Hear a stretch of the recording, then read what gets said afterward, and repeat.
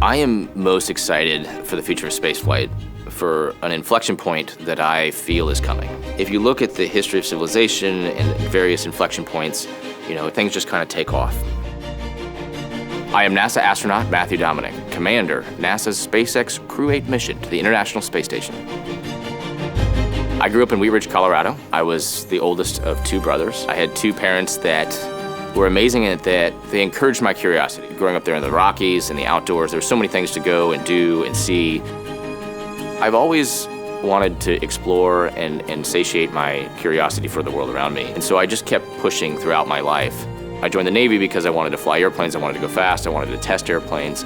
And so astronaut for me was just the next logical step in life to keep going and keep exploring and keep pushing myself further in terms of intellectual curiosity about the world around me. I've been at NASA now for about 6 years, and I'm super excited to fly in space. Working and training with Crew-8 is absolutely awesome. We have a diverse group of academic and intellectual backgrounds that come together, and also an international component. It is such a blast to watch the crew grow as we started training over time, to watch that team dynamics develop as we get ready to launch. We're starting to see what makes each other tick, what's important to each other. I view Crew-8 like an Olympic torchbearer.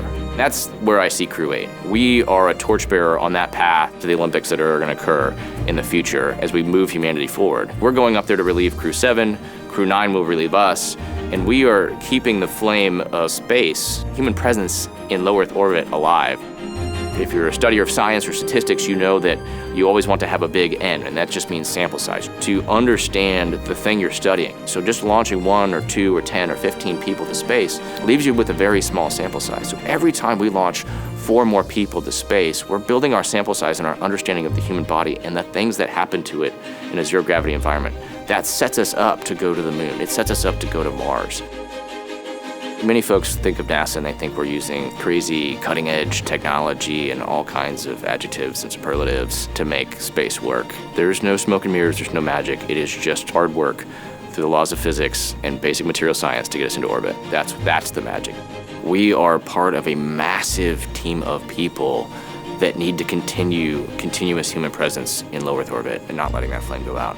We are line soldiers on the ground marching to make sure that this continues. And just being a small part of that and continuing that is what's important.